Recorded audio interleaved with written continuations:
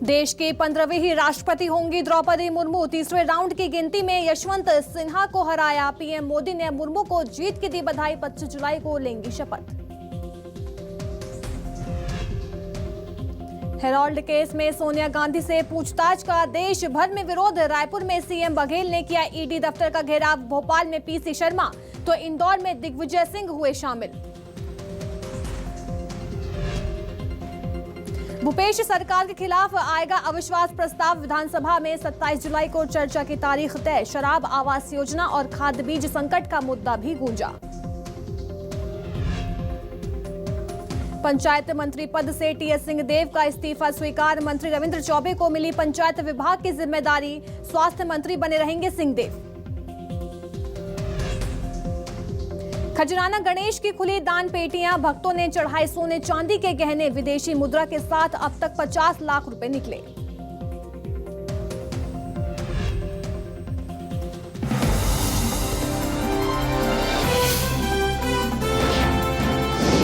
News 24 Madhya Pradesh Chhattisgarh, आपकी बात सच के साथ। नमस्कार, मैं अलीशा और आप देख रहे हैं न्यूज 24 मध्य प्रदेश छत्तीसगढ़। रुख करते हैं बड़ी खबर का। खबर भोपाल से है, जहां राष्ट्रपति चुनाव में बीजेपी की सेंध मारी नजर आई है।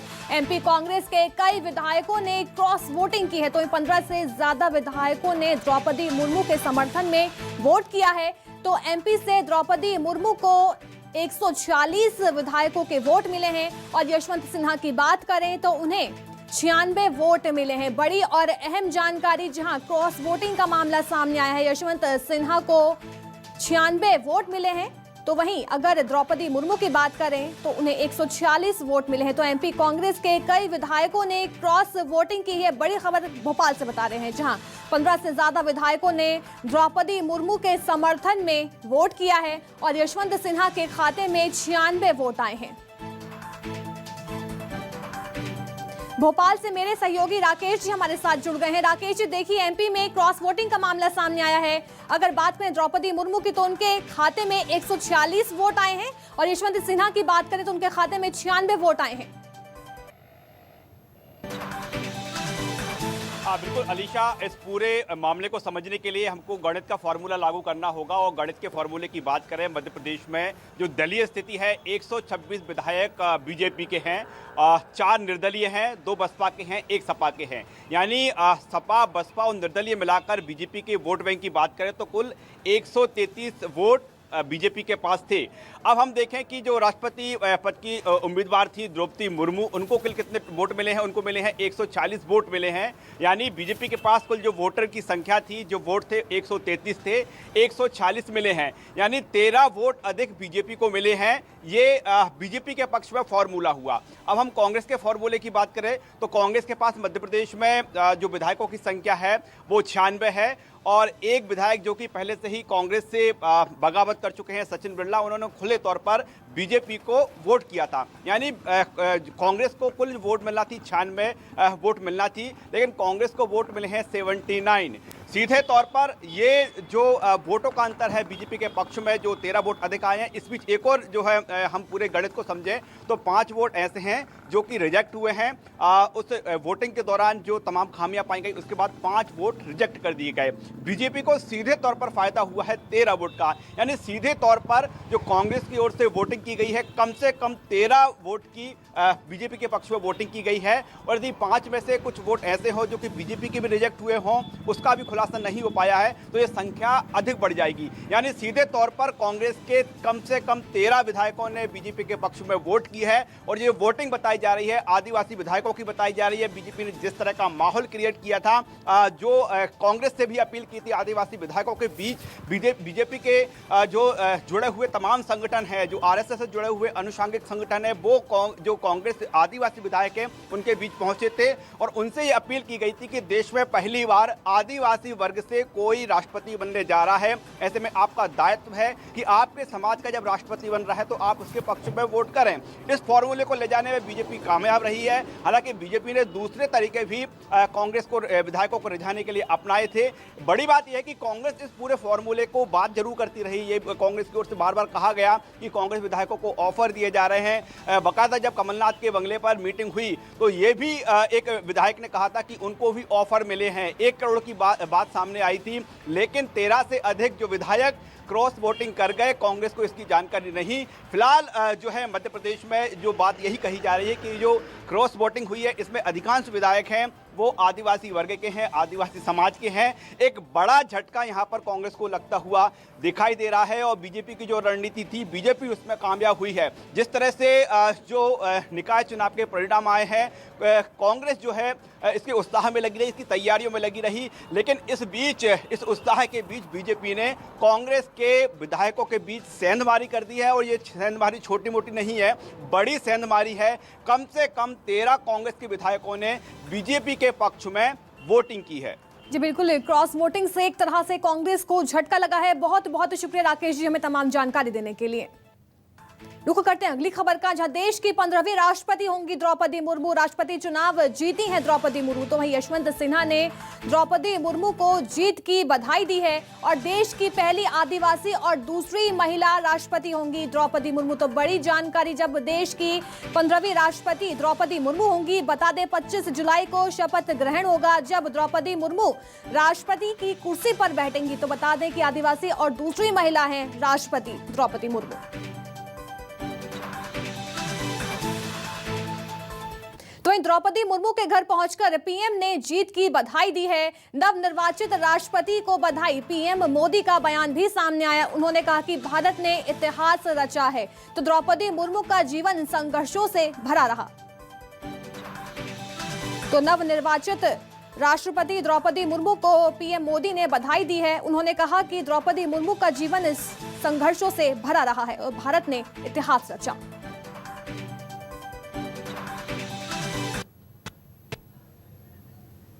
ये देखिए तस्वीरें, किस तरह से द्रौपदी मुर्मू के राष्ट्रपति बनने के बाद, जीतने के बाद किस तरह से जगह जगह जश्न का माहौल दिखाई दिया। दिल्ली की बात करें या फिर राष्ट्रपति द्रौपदी मुर्मू की गांव की बात करें, देखिए किस तरह से जश्न मनाया गया है। ढोल नगाड़ों के साथ नवनिर्वाचित राष्ट्रपति द्रौपदी मुर्मू का चुनाव जीतना एक तरह से देश भर में ये खुशी की तस्वीर जाहिर करते हैं कि देश भर में कितना खुशी का माहौल था।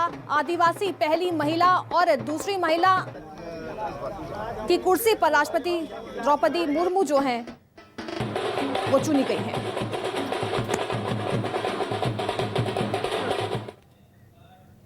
देश की 15वीं राष्ट्रपति होंगी द्रौपदी मुर्मू। सीएम शिवराज सिंह चौहान ने बधाई दी है। द्रौपदी मुर्मू को राष्ट्रपति नवनिर्वाचित होने पर बधाई दी गई है। आपके संरक्षण में लोक कल्याण विकास को गति मिलेगी। सीएम शिवराज सिंह चौहान का बयान सामने आया और भारत विश्व पटल पर नई पहचान स्थापित करेगा।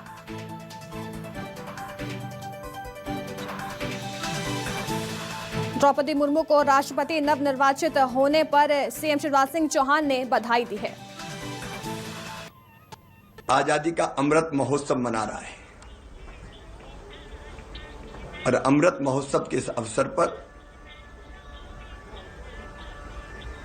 यह देश का सौभाग्य है कि प्रधानमंत्री जी के नेतृत्व में एनडीए ने एक कर्तव्यनिष्ठ समाजसेवी,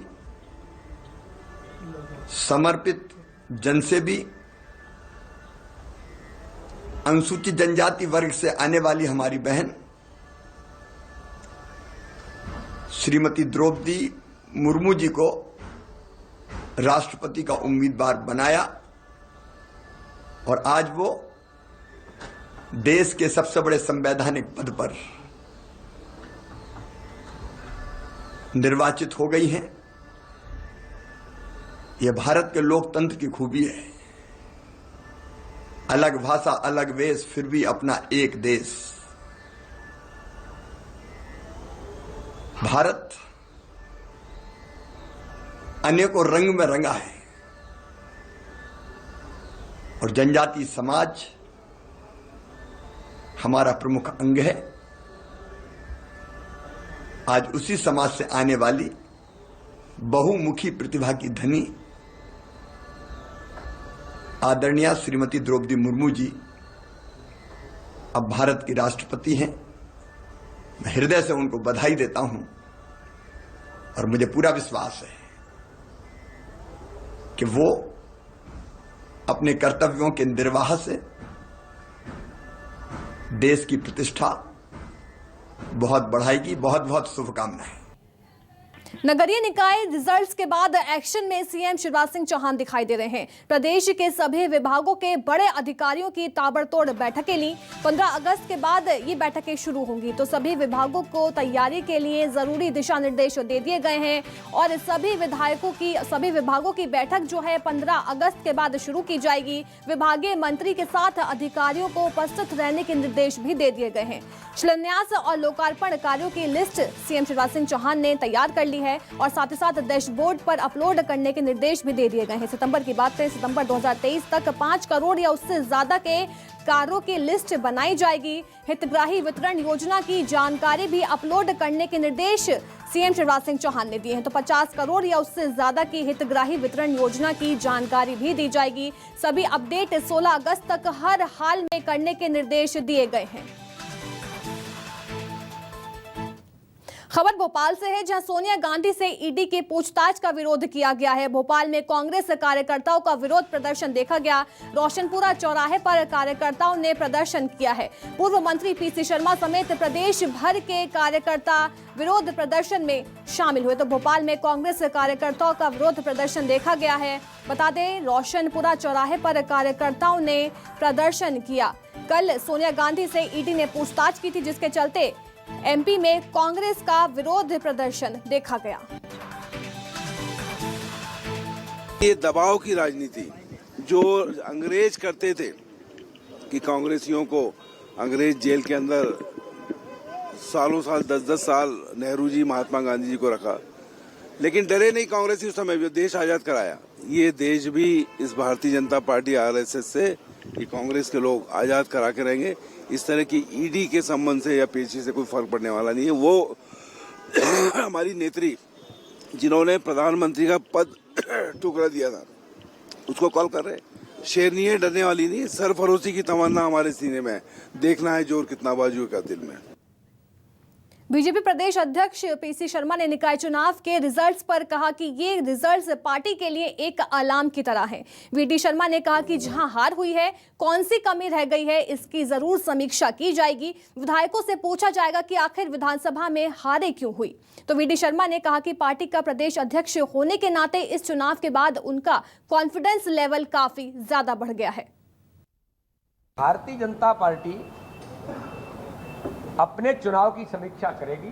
जहां पर हम हारे हैं, कौन आता है कौन नहीं आता, ये तो आप रोज दृश्य देख सकते हैं। आपके कार्यकर्ता है। भारतीय जनता पार्टी में जिसको विश्वास है वो तो कार्यकर्ता है, वो तो कार्यकर्ता रही है। लेकिन मैंने फिर कहा ना, मैं ये नहीं मानता हूं कि उनके आने और जाने का कोई चक्कर है।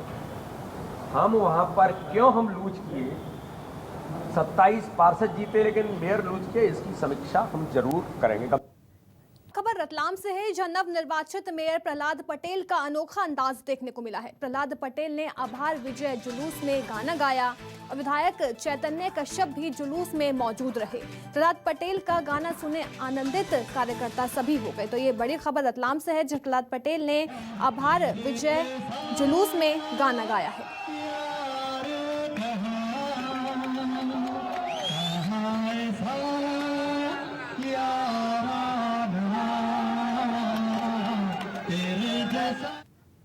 खबर मुरैना से है, जहां लेपा गांव में बिजली बिल की बकाया राशि को वसूलने गए बिजली कंपनी के उप महाप्रबंधक को दबंगों ने पीटा। घटना का वीडियो तेजी से वायरल हुआ है और पुलिस ने 3 आरोपियों पर मामला दर्ज कर लिया। देखिए कितनी बेरहमी से उप महाप्रबंधक को पीटा जा रहा है। हालांकि इस पूरे मामले में पुलिस ने 3 आरोपियों पर मामला दर्ज कर लिया।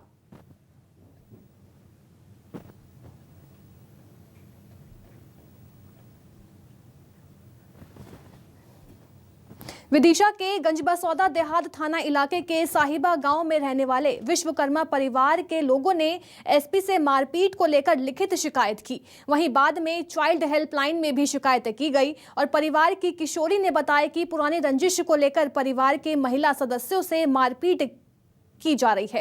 मारपीट का आरोप बुंदेल सिंह, इंदर सिंह और अनिल लोधी नामक शख्स पर है। लड़कियों के साथ मारपीट करने के साथ ही कपड़े भी फाड़ने का आरोप लगाया गया। तो वहीं पुलिस के ठोस कार्रवाई नहीं करने पर चाइल्ड हेल्पलाइन पर शिकायत की गई और चाइल्ड हेल्पलाइन ने मामले की गंभीरता को देखते हुए बाल कल्याण समिति में सुनवाई का फैसला लिया है। बालिका के साथ काफ़ी शरीर में गंभीर चोटें भी आई हुई हैं और जिससे कि बालिका की कंप्लेंट देहात थाना गंजबासौदा में दर्ज हुई है, लेकिन बालिका का ऐसा कहना है कि पुलिस के द्वारा बालिका की कार्रवाई नहीं की जा रही है, जिसके द्वारा आज बालिका के परिजन बालिका को लेकर एसपी मैम के पास आए, जहां आवेदन दिया। उसके बाद बालिका के परिजनों ने चाइल्ड हेल्पलाइन पे भी शिकायत की है। उसके बाद अभी हम बालिका की काउंसलिंग वगैरह करके महिला बाल विकास बाल कल्याण समिति में प्रेजेंट करेंगे। खबर ग्वालियर से है, जहां गर्लफ्रेंड के साथ नशे में घूम रहे युवक को पुलिस ने चेकिंग के दौरान पकड़ लिया। तो वहीं संदिग्ध की तलाशी ली गई तो पुलिस हैरान रह गई। आरोपी के पास एक अवैध देसी कट्टा मिला है और पुलिस ने कट्टा जब्त कर युवक को हिरासत में ले लिया। एडिशनल एसपी ने बताया कि मेला ग्राउंड के पास चेकिंग के दौरान एक युवक 2 युवतियों के साथ आता देखा गया और पुलिस चेकिंग को देख जब युवक वापस लौटने लगा तो पुलिस बल ने उसे पकड़ लिया। तो वहीं युवतियों को उनके परिजनों को सौंप दिया गया है और पुलिस ने आरोपी पर आर्म्स एक्ट के तहत मामला दर्ज कर आगे की पूछताछ शुरू कर दी है। नमस्कार तरह पर भी चेकिंग ली हुई थी तो एक लड़का संदिग्ध अवस्था में दिखा, तो उसको जब पुलिस ने उसको हिरासत में लिया और जब उसकी तलाशी ली गई तो उसके कब्जे से एक कट्टा मिला है। तो कट्टा मिला तो फिर 315 बोर का, तो उसको आर्म्स एक्ट किया जाकर उसको, और उसका चूंकि आपराधिक रिकॉर्ड भी है तो उसको उसका वैधानिक कार्रवाई की गई है।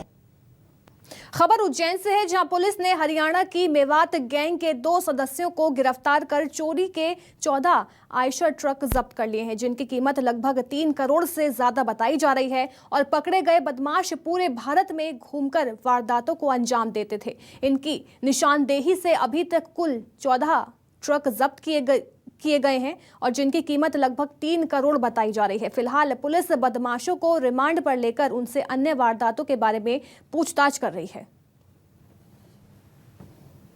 प्राथमिक पूछताछ में इन लोगों ने ये बताया कि ये लोग आयशर गाड़ी को ही निशाना बनाते थे और इसके अलावा जो भी गाड़ी इजी तौर पे मिल जाती थी इसको लेके जाते थे और इसका पूरा डिस्पोजल जो है ये गुजरात में अहमदाबाद में करते थे।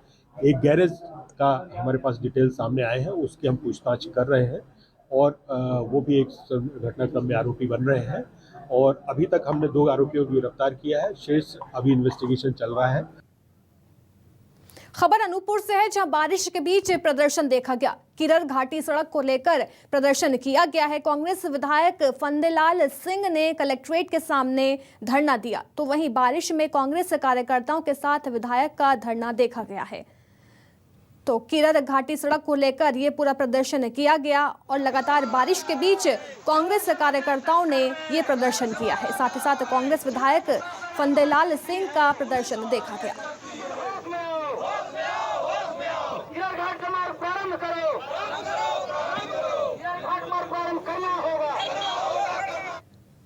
एमपी के अन्य जिलों के साथ खंडवा में भी लगातार हो रही बारिश ने हरी सब्जियों के दाम में आग लगा दी है। लगातार हो रही बारिश की वजह से बाजार में सब्जियों की आवक घट गई है। इसका सीधा असर सब्जियों के भाव पर पड़ रहा है। बाजार में हरा धनिया 200 रुपए किलो तक पहुंच गया है, जबकि अन्य सब्जियां भी 60 से 80 रुपए किलो तक बिक रही हैं। महंगाई की वजह से दुकानों पर ग्राहक भी कम हो गए हैं। सब्जी बेचने वाले दुकानदारों का कहना है कि पिछले 3 दिनों से लगातार हो रही बारिश की वजह से सब्जियां मंडियों में समय पर नहीं पहुंच रही।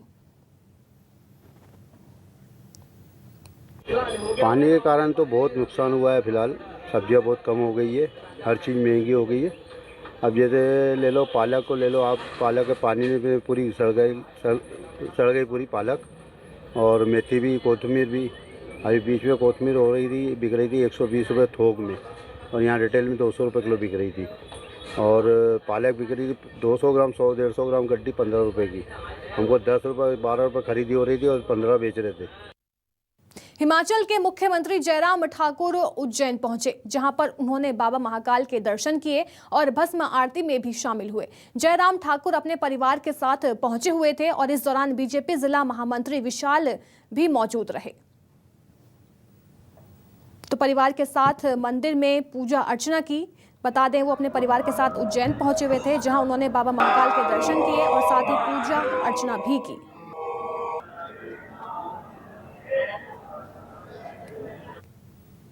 ग्वालियर शहर के माधवगंज थाना इलाके में पति से विवाद के बाद थाने पहुंची महिला थाना प्रभारी सहित महिला पुलिस कर्मियों से उलझ गई। युवती ने करीब आधा घंटे तक थाने में जमकर हंगामा किया। महिला ने महिला पुलिस कर्मी के साथ झूमा झटकी भी की और साथ ही थाना प्रभारी को भी खरी खोटी सुनाई।